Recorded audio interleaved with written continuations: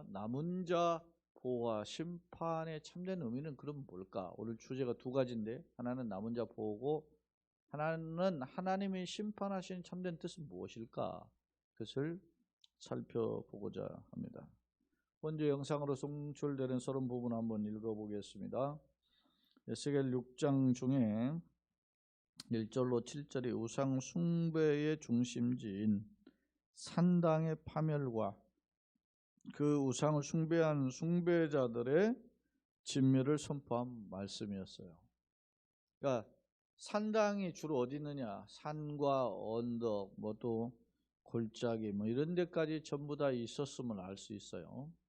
그런 그 산당들이 다 파멸될 것이고 동시에 그것을 섬기는 숭배자들이 진멸할 것임을 말씀하고 있다 말입니다.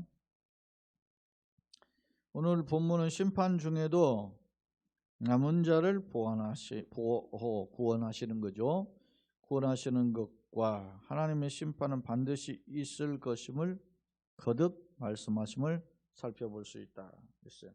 하나님이 우상 숭배와 우상과 우상 숭배자들 다 진멸하시는데, 그런 진노 중에도 하나님은 남은 자를 구원하시겠다. 그 남은 자가 도대체 누구냐 하는 부분과, 왜 그러면 그렇게 심판하시면서도 왜 그들을 굳이 살려주시는가, 회복하시는가, 그 의미가 뭐냐 말이에요.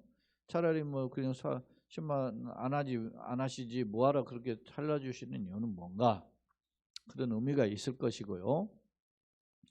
또 하나는 그 하나님이 행하시는, 그러면 누구를 살려주시는 가, 남은 자를 이렇게 살려주고 그러니까 하나님의 심판이 그냥 살짝 있다가 말아버리는 건가, 이렇게 생각할 수도 있는데, 그렇지 않다는 것. 심판은 반드시 이때 강력한 심판으로 이어지게 될 것이다 라고 하는 점을 오늘 말씀은 오늘 8절로 14절에서 두 단락으로 살펴볼 수 있다라는 겁니다. 도대체 이게 무슨 내용이냐 말입니다.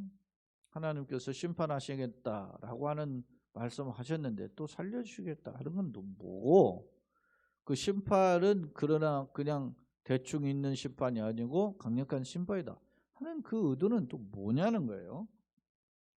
자, 하나님의 공의의 선포와 함께 진노 중에서도 긍휼을 베풀어 주시는 하나님의 사랑을 보여주고 있다. 이제 간략하게 이제 결론적으로 이렇게 한번 정리를 해봤는데, 남은 자를 살려주시는 것, 보호해 주시는 것은 하나님의 사랑의 표현이고, 그럼에도 여전히 그 죄를, 그렇다고 죄를 묵과하지는 않죠. 하나님은 공의대로 심판하시는, 그래서 공의의 하나님이심을 보여주는 거예요. 오늘 공의와 사랑, 이런 하나님의 두 큰 속성을 대변하고 있는데, 오늘 말씀 한번 살펴보고자 하는 것입니다. 자, 이제 말씀의 내용으로 한번 들어와서 성경으로 한번 들여다보겠습니다. 자, 그러나 너희가 여러 나라에 흩어질 때, 이제 심판을 당해가지고 여러 나라 흩어지는 것은 포로로 끌려가는 거죠. 내가 너희 중에서 칼을 피하여, 전쟁이죠. 전쟁 피해서 이방인들 중에서 살아남은 자가 있게 할지라. 다 망하지는 않고 살아남는 자가 있을 것이다. 물론 의인 없나 하나도 없지만, 그래도 이 살아남는 자의 특징을 크게 한 둘로 분류해 보면, 하나는 하나님의 약속을 붙잡고 역경 중에서도 흔들리지 않고 하나님의 약속 가운데 거한 사람, 믿음의 사람들이죠. 그런 사람들은 칼날을 피하여서 어떻게 남은 자가 있게 하는 부류에 한 부류가 있을 것이고, 동시에 설령 하나님 앞에 범죄해서 심판을 당해서 끌려가서 사방에, 이방의 열방이나 특히 대표적으로 이스라엘의 그 동북쪽으로 아수르에도 끌려갔고 바벨론은 끌려가잖아요. 지금 현재 이 주어지는 말씀일 때는 이제 바벨론에 끌려가는 상황인데, 그런 상황에서도 살아남는 자가 있게 될 것이다. 어떻게 남을까요? 살아남는 이유가 뭐냐 말이에요. 그 사람들은 하나님은 앞서 믿음을 지키고 그렇게 해서 하나님 뜻에 살고자 하는 그런 남은 자도 있지만, 이 사람은 그런 사람들은 아니에요. 죄를 짓고 징계를 받아 끌려간 사람들이에요. 그런 사람들 중에 여기 보시면 이런 표현이 있어요. 너희 중에 살아남은 자가 사로잡혀서 이방인 중에 있어 나를 어떻게 해요? 기억하되 하나님을 생각. 여러분요, 겟세 맘 놓고 막 살다가 보면 하나님을 놓치는 경우가 많아요. 그게 빠져서 돈에 빠지고 쾌락에 빠지고 세상 재미에 빠지고 이런 것에 먹는 거 빠지고 뭐 이런 것에 빠지고 권력에 취하고 뭐 이렇게 빠지다 보면 하나님을 잃어버린단 말입니다. 잊고 사는 거죠. 뭐 하나님의 백성이라는 이름이 있지만 잊고 살아. 그런 자가 하나님의 이제 징계를 당하는 거죠. 매를 맞은 거죠. 매를 맞았을 때 어떻게 됩니까? 매를 맞았을 때 회개하게 돼요. 내가 왜 이렇게 매를 맞았지? 내가 왜 이렇게 잘못했지? 내가 이러다가 왜 넘어졌지? 왜 이렇게 우리가 화려하고 이스라엘의 입장에서 볼 때는 이스라엘이 하나님의 선민이잖아요. 택한 민족이에요. 그런데 그런 백성이 왜 끌려갔냐 이거예요. 특히 끌려가도 누구한테 끌려가요? 이방인들한테 끌려가서 이스라엘이 생각하기는 개나 돼지처럼 여겼던 그런 이방인들한테 끌려갔다.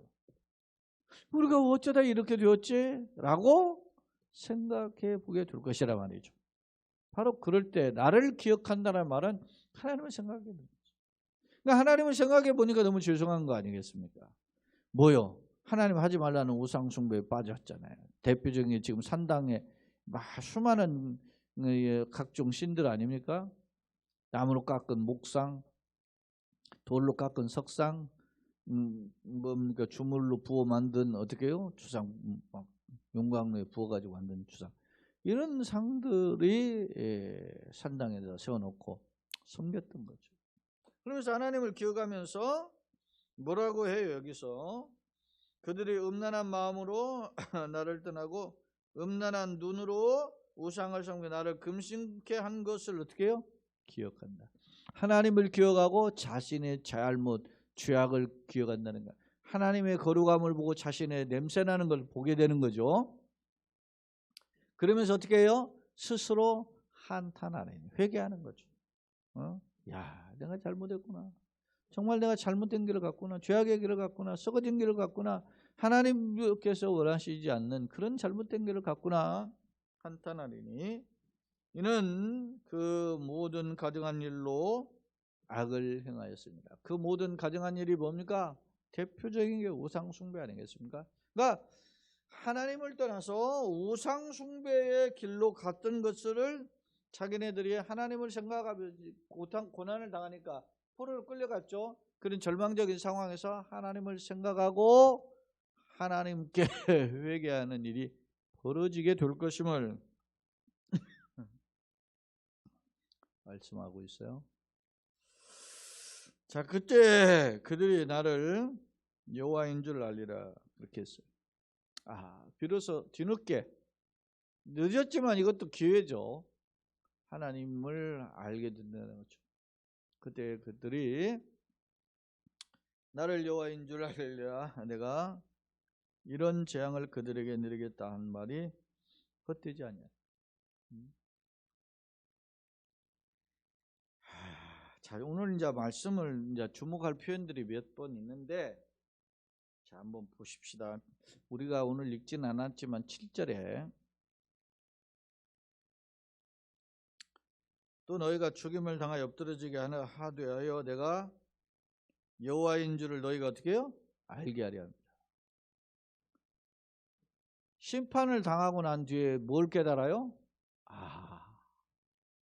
하나님, 이렇게 진노 중에 심판하시면 하나님이시구나. 하나님을 외면하고 우상을 숭배하고 딴 길로 갔잖아요.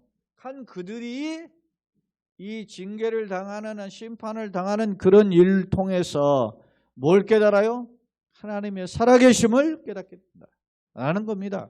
자, 다시 한번 보면 10절에 그때야 그들이 그때는 뭐예요? 징계를 당하고 포로 끌려가고 지금 사망에 고통당하면서 절망자면서 한탄하는 그러면서 하나님의 거룩함을 보고 인간의 냄새나는 걸 자신을 돌아보면서 그러면서 그때야 그들이 나를 여호와인 줄 알리라. 이게 무슨 말이에요? 계속 오늘 지금 본문에 이제 또 두 번 더 나오는데 그대여호야인 줄 안다. 이 말은 무슨 말이에요? 여러분, 매를 맞았지만 잘못해서 그거 꼬꾸라짐을 당하게 되었지만 그 징계를 통해서 누구를 찾게 된가? 하나님을 찾게 됐단 말이에요. 하나님의 은혜를, 하나님을 찾고 사는 길을 회복할 수 있는 그게 은혜예요. 나를 여호와인 줄 알라. 그러니까 징계의 목적이 여기 분명히 나와 있는 거예요. 징계. 자, 내가 이런 재앙을 그들에게 내리겠다 한 말이 헛되지 않냐. 이 말은 뭐냐? 계속 선지자를 통해서 보내서 계속 말씀하셨죠. 너희 이렇게 하다가 돌아와라. 그러다가 매 맞는다. 매 맞을 때는 큰 징계, 득일 수 없는 엄청난 징계다. 돌아와라. 막 그렇게 선지자를 통해서 했죠. 우리가 지금 에스겔을 살펴보고 있는데 에스겔 이전에 지금 무슨 선지자 예레미야가 고국에서는 선포한 거 아닙니까? 심판이 있을 것임을. 에스겔은 지금 두 번째 포로에 끌려가가지고 25 끌려가지고 5년 차인 30살에 되었을 때 포로에 끌려간 지 5년 차에 부름을 받아가지고 제사장이었던 사람이 선지자 부름 받아가지고 이 메시지를 지금 전달하게 되는 거잖아요. 주목할 점은 이 에스겔이 이 하나님 부름 메시지를 전한 지 6년 만에 나라가 망해요. 완전히. 그러니까 지금 어떤 면에서 보면 매 맞으니까 정신장으로 돌아와라. 회개의 기회를 주시는 거죠. 자, 그 다음에 이제 보면 이제 11절로 마지막 14절 두 번째 단락이에요. 그러니까 첫 번째 단락은 8절로 10절에서는 뭐예요? 하나님 징계 중에서도 심판 중에서도 긍휼을 잊지 않고 하나님이 어떻게 해요? 백성들 포로 끌려간 자들을 남겨두실 것이에요. 그게 하나님의 뭐에? 사랑에 근거하고 있다라는 것입니다. 이게 뭐 소위 언약적 사랑이고 그것을 언약적 사랑을 히브리어로 헤세드라고 하고 우리에게 번역이 되기를 인자, 인애, 긍휼, 자비, 사랑 이런 단어로 번역이 됐어요. 자, 오늘 그러면 봅시다. 그 다음에 이제 11절에 보면 주 여호와께서 또 말씀하시는데 너는 손뼉을 치고 발을 구르며 말할지어다. 자, 손뼉을 치고 발을 굴른다? 이게 무슨 표현인 것 같아요? 뭐 생동감이나 정신 차려, 정신 차려, 막 정신 차려, 막 이런 거겠죠. 제가 묘사를 굳이 했다면 그런 거죠. 큰일 났다, 큰일 났다, 큰일 났다, 막 발을 덩덩덩덩덩덩 구르면서 숯벽을 치면서 큰일 났다. 누구에게 지금 얘기했죠? 너는 누구예요 지금? 에스겔이죠. 하나님께서 에스겔 선지자를 통해서 이스라엘에게 지금 이 메시지를 선포하는 거예요. 큰일 났다. 정신 차려라. 큰일 났다. 큰일 났어. 손뼉을 치면서 팔을 동동동동 굴르면서 뭐라고 해요? 오호라. 오호라. 오호라. 큰일 났다. 슬프다. 어쩌면 좋나. 이런 거죠 지금. 아, 절망적이다. 이런 거죠. 지금 하나님 심판의 메시지에 막 지금 마음이 막 지금 급합니다. 다급하죠. 이스라엘 족속의 모든 가증한 일을 행함으로 마침내 칼 전쟁이죠. 기근 굶주림이죠. 전염병은 각종 질병이란 말이에요. 이것에 망하게 됩니다. 여러분, 이 세 가지는 하나님의 진노의 방편으로 우리에게 다가올 수 있음을 보여줘요. 응? 그러니까 우리가 지금 2년 반, 3뭐 해수는 코비드가 코로나19잖아요. 19년도에부터 제대 19년도, 20년도, 21, 22년도 해수는 4년 차야. 만 2년 반이 지났어요 지금. 그러면 전염병이 이렇게 있는데 그게 하나님의 메시지라고 우리가 들어야 될 거 아닙니까? 그냥 뭐 이렇게 질병인지 의학적인 질병인지 뭐 하나님하고 상관없다 이렇게 이야기할 수 있어요? 무슨 경고냐 말입니다. 이 엄청난 경고 앞에 제가 계속 어제까지 또 멀쩡 또 하다가 오늘 또 이렇게 좀 마른 게 지금 또 나와요. 참 희한해. 괜찮은 듯 하다가 또 다시 하고 말이죠. 이 후유증이 오래 가는데 여러분 어떻겠습니까? 칼 기근 전염병에 망한다는 거죠. 전쟁이죠. 기근 굶주림이죠. 전혀. 여러분이 우크라이나에 전쟁이 일어나 러시아에서 그렇게 전쟁이 일어나니까 거기에 말이지 제재를 가하다가 보니까 우크라이나는 뭐가 지금 생겨나요? 밀을 생산하는 곡물 생산지 주 생산지. 그러니까 그게 이제 전쟁 때문에 수출국에 맡기고 뭐 이렇게 생산을 제대로 못하니까 곡물이 올라가, 밀가루 가격이 올라가. 러시아가 전쟁이 일으키는 나라는 러시아가 석유 수출하고 천연가스 수출한 주 수출국이에요. 그러니까 거기에서 석유값이 전쟁으로 하니까 말이지 올라간단 말이에요. 그러니까 막 물가가 오르지. 전 세계가 나우성이에요. 경제적인 규모가 그런 데로 나름 규모가 탄탄한 나라든 그런 괜찮은데 막 저 뭐 스리랑카를 비롯해서 막 경제적으로 어려운 나라는 난리잖아요 지금. 전쟁 때문에. 기근, 굶주림. 엘니뇨 난이나 이런 기후 재앙으로 인해서 뭐 곡식들을 제대로 추수하지 못하고 힘든 상황. 전염병 지금 우리 창궐하지 지금. 이런 걸 통해서 우리가 더 하나님 앞에 낮아지고 겸손하지 않는다면 그것 자체가 어떻게 해요? 이스라엘 백성 뭐 다릅니까? 이렇게 한다고 그랬는데 돌이키지 않고 망했다. 제가 지난번에도 이야기했지만 푸틴이 속해 있는 러시아가 거기에 종교가 러시아 정교 아닙니까? 러시아 정교. 러시아 정교는 개신교와 천주교 사이의 중간쯤 되는 그룹이에요. 정교가. 근데 푸틴이 뭐 저기 하는데 미사 드리는데 가가지고 주교가 막 이렇게 뭐 성수 뿌리고 하는데 막 성우 찍잖아요. 에? 아니 전쟁이 이렇게 가지고 수많은 사람은 말이지 생매장 총으로 죽이고 말이지 매장시키고 막 폭행을 하고 막 잡아가고 말이지 그런 막 모든 건물을 파괴하고 병원이나 이런 것을 200곳이 넘게 파괴했다잖아요. 병원을. 학교는 뭘 말할 거 없고 민족박물관 뭐 유적지들도 막 파괴하고 그런 나쁜 놈이 어디 있어요? 응? 그런 나쁜 놈이 십자가를 찍는다고 그런 놈이 괜찮아집니까? 그 인간 쓰레기지.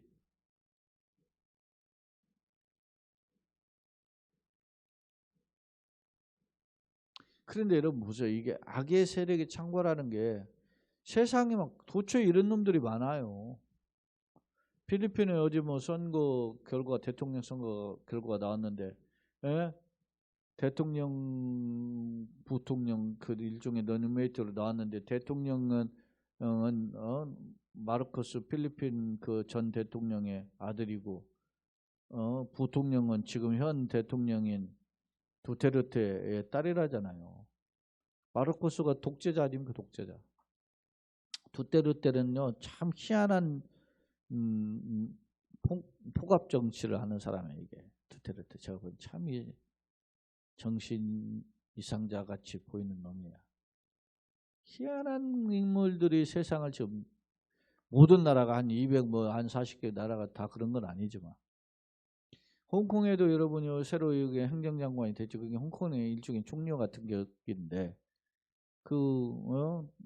경찰 독재하고 말이지 그렇게 했던 사람이 이번에 새로 존 리라고 말이지 행정장관이 됐잖아요. 홍콩의 민주화가 이제 요원한 거예요. 공산주의에 아주 철저히 막 개노릇 하는 자가 됐으니까. 그런 일들이 벌어지잖아요. 우리가 이런 시대의 상황들을 보면서 과연 우리는 어떤 영적 안목을 가지고 이 세상을 보고 할 것인가.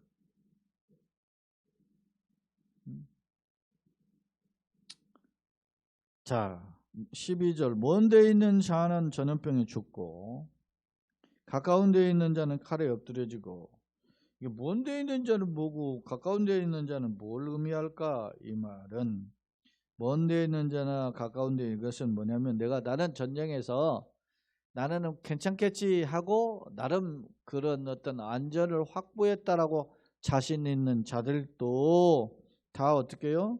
칼에 엎드려 전쟁의 칼에 죽고 남아있어 에워싸인 자는 기근에 죽으리라. 나름대로 살아남았다 생각하고 있는 사람은 굶주려 죽는다는 거죠. 그런 말이 왜 이렇게 되느냐? 하나님 내 진노를 그들에게 이룬즉 하나님의 심판이라는 거죠.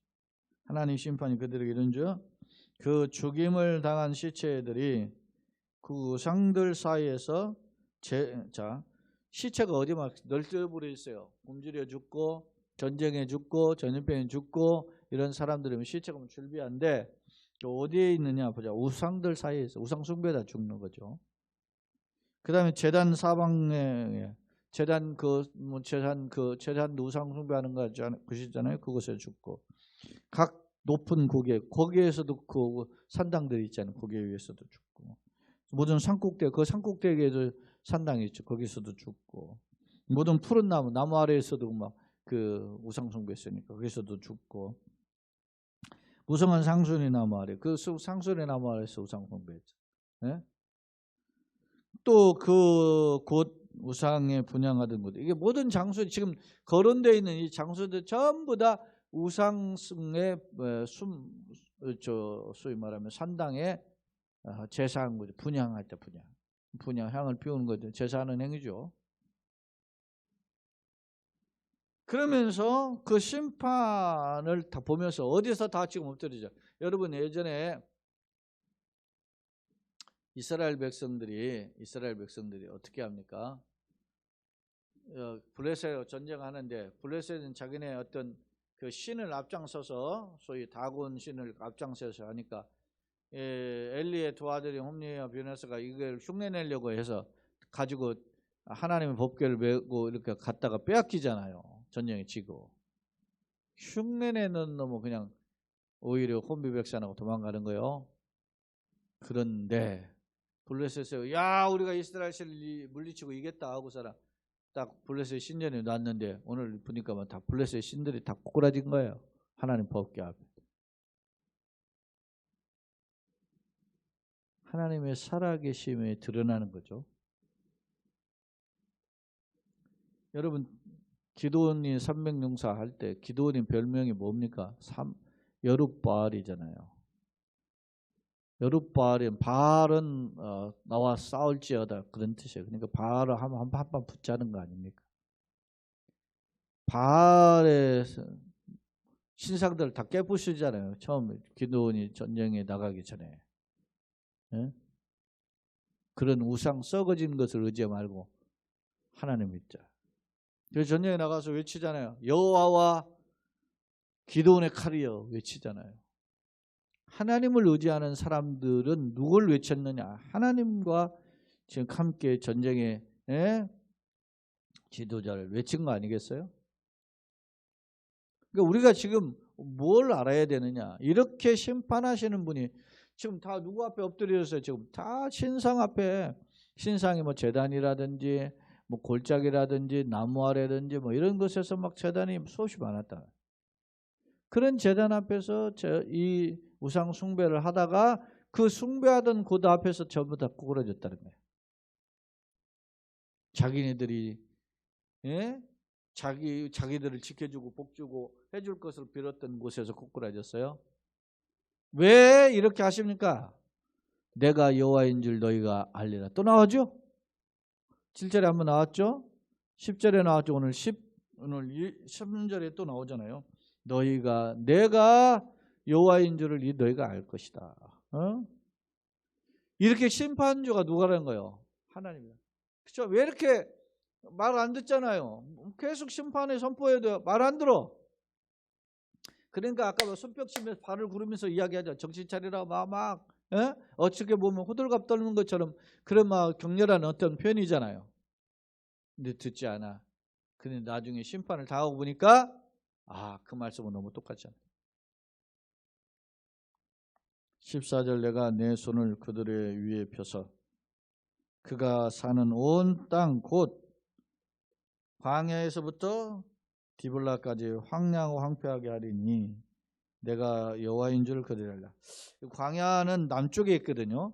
하나님이 지금 손을 펴가지고 심판을 다 해버린다는 거예요. 모든 땅을 심판하는데 그 심판하는 땅을 보니 광야는 주로 그 네게부라는 광야가 남방에 있어요. 남방에 네게부, 남방 광야 그런 말을 하지 않아요. 남쪽에 있는데 그러면 남쪽에서부터 북쪽까지겠죠. 그래서 이 디볼라는 아마 최북방에 있는 한 성읍으로 보이는데 혹자는 뭐 리블라 이렇게로 지역으로 이렇게 해석하기도 하는데요. 어찌됐든 남쪽에서부터 북쪽까지 황량하고 황량은 뭐 그냥 공 비어 있는 그냥 허전한 공간을 말하는 황량이잖아요. 황폐는 완전히 그 이제 뭡니까 이 땅들이 막 다 쓸모없다. 마치 우크라이나 전쟁이 일어나지고 황폐하잖아요 지금. 에? 그렇게 될 것이다. 그러니 내가 여호와인 줄 그들이 알리라. 내가 여호와인 줄 그들이 알리라. 또 말씀하자. 네 번째 나오죠 지금 보니까. 오늘 8절로 14절에만 3번 나오고 앞서 7절까지 언급하면 4번 나오는. 내가 여호와. 이 말은 무슨 말이에요? 결국 이 심판의 주체가 누구라는 거예요? 하나님이라는 거예요. 심판의 주체가 하나님이라는 걸 알게 하시면 목적이 뭡니까? 이스라엘 백성들 지금 우상 숭배하고 떠났어요. 그 왜 떠났어요? 하나님을 모르고 떠나는 거 아니겠어요? 하나님 믿지 않고 떠나는 거, 하나님을 무시하고 떠난 겁니다. 그러나 하나님은 선지자를 통해서 심판이 있음을 거듭 경고하면서 이러한 일이 벌어지게 될 때 봐라. 하나님이 이런 일을 이루신다라는. 하나님이 살아계시고 졸지 주무시지 아니하시고 만왕의 왕이 완주해 주시고 생사화복의 주인이고 심판주이시다라는 것을 선포하고 있음을 알 수 있어요. 자, 교재로 와서 한번 두 번째 화면을 보겠습니다. 먼저 8절로 10절인데요. 준엄한 심판 중에도 살아남은 자가 있게 하겠다. 남은 자를 보호하신다 그러죠. 소위 남은 자 사상, 렘넌트 사상이라고 하는 것을 제가 예전에도 여러 번 소개했는데 됐습니다. 자, 이것은 하나님의 그 크신 사랑을 대변하죠.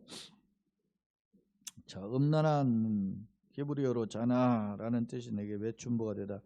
이 말은 우상 숭배는 영적 간음과 같다 그런 것이죠. 하나님께서 육적 간음, 영적 간음을 신노하시고 심판하시잖아요.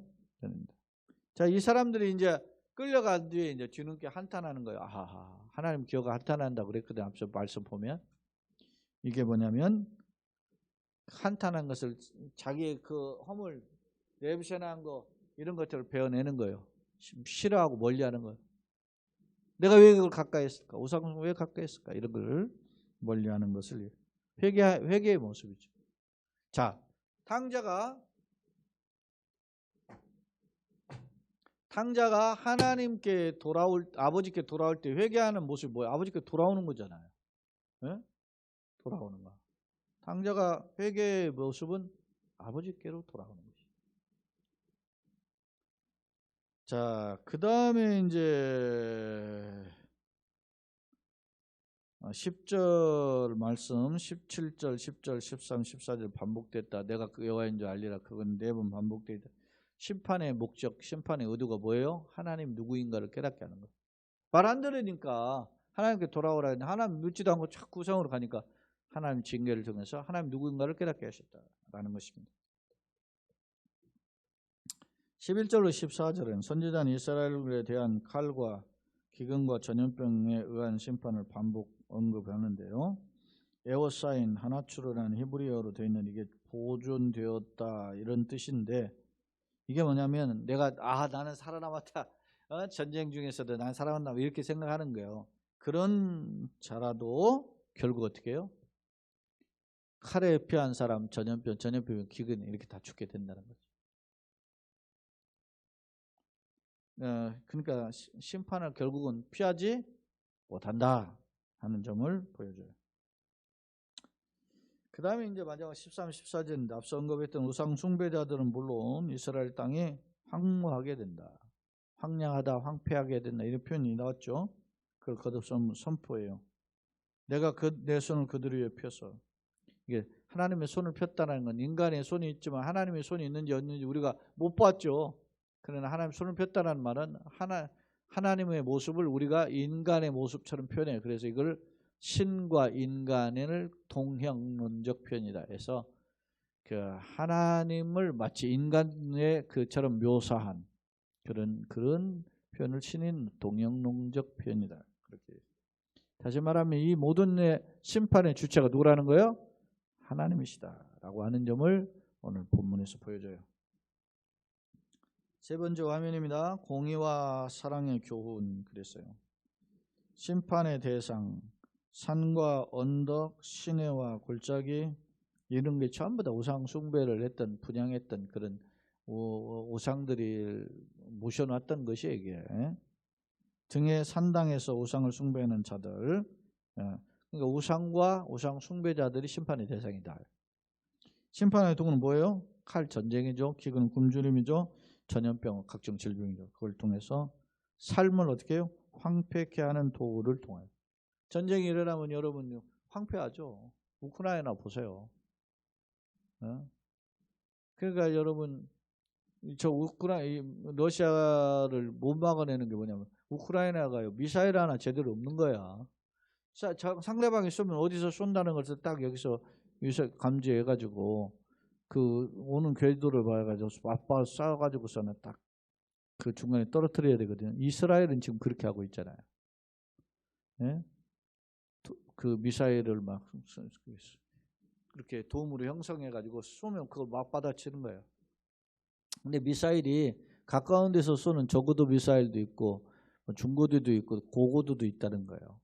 높이 올려서 쏘는 거를 안 보일 거 아닙니까? 예? 쐈는데 이게 이렇게 날아가면은 날아가는 걸 미사일 궤적으로 보고 가지고서나 말이죠. 이렇게 날아가면 우리가 이쪽에서 딱 맞받아쳐서 이렇게 딱 부딪혀서 떨어뜨리면 되는데 이게 하늘로 쏟았다가 가서 이렇게 툭 떨어진단 말입니다. 그런 고고도가 있다는 거예요. 그거를 방지하기 위해서 한 게 뭐예요? 지금 사드 아니면 그게 사드. 사드가 고고도 미사일 방어 시스템이 사드라고 하잖아요. 우리나라의 각종 그런 그 시스템, 미사일 방어하는 시스템 다 갖춰줘야 되는 거예요. 여러분 이스라엘 같은 거는 바로 옆 동네에서 팔레스타인이라든지 말이죠. 뭐 이런 곳에서 막 미사일 발사하면 그거 막잖아요. 물론 떨어뜨려지는 것도 있지만 그런 준비가 있어야 되는 거예요. 다 피하지 못, 다 막지도 못하고. 그래서 우리나라 같은 경우도 제일 중요한 게 지금 김정은이 하는 짓 두 가지 아니에요. 핵을 개발하는 거. 그다음 하나는 날마다 지금 미사일 쏘잖아요. 미사일을 어떻게 쏴요 지금? 차량으로 싣고 다니면서 쏘잖아요. 네? 차량으로. 그러니까 미사일을 쏘는데 그 미사일 쏜 자리를 우리가 알고 그 좌표를 찍어 우리도 거기다 미사일을 쏘려고 보니까 이미 차량이 떠나고 없어져 버린. 그러니까 그 차량으로 싣고 다니는 이유가 그거예요. 그렇게 지금 개발을 하고 있죠. 근데 그 개발하는 그 차량으로 싣고 다니는 그 미사일이 어떻게 합니까? 우리 저 인공위성 발사하든 몇 초 하면 막 지지대를 세우고 거기다 쏘면은 며칠을 언제 쏜다 그거 알잖아요. 그러면 저 사람들 쏜다는 거 알면 우리가 가서 그 쏘기 전에 그거 부숴버리면 되잖아요.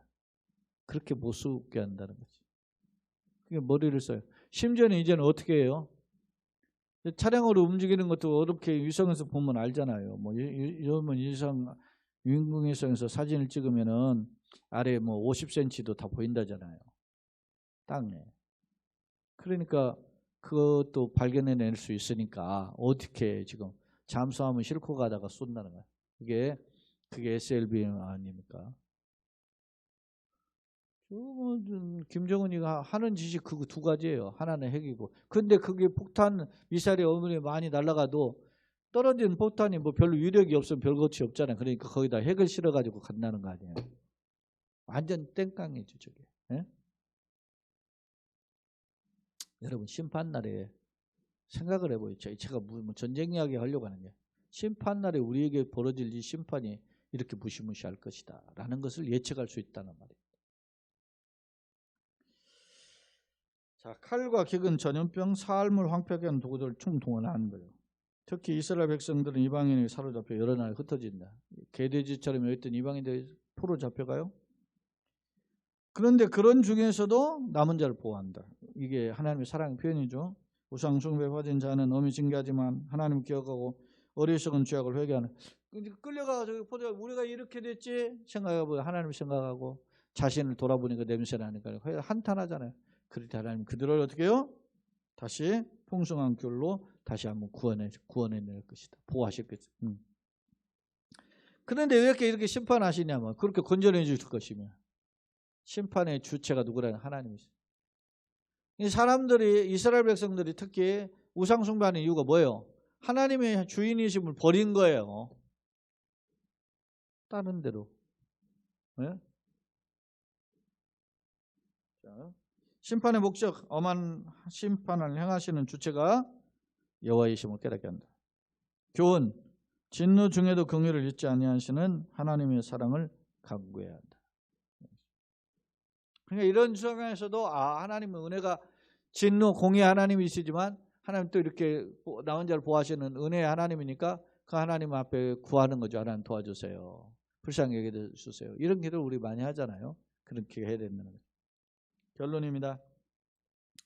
앞서 하나님은 선지자를 통해서 산과 언덕, 시내와 골짜기에 가득한 산당들을 깨뜨리고 그것을 숭배하는 자를 죽이며 이방인에게 끌려가게 할 것임을 경고한 바 있다.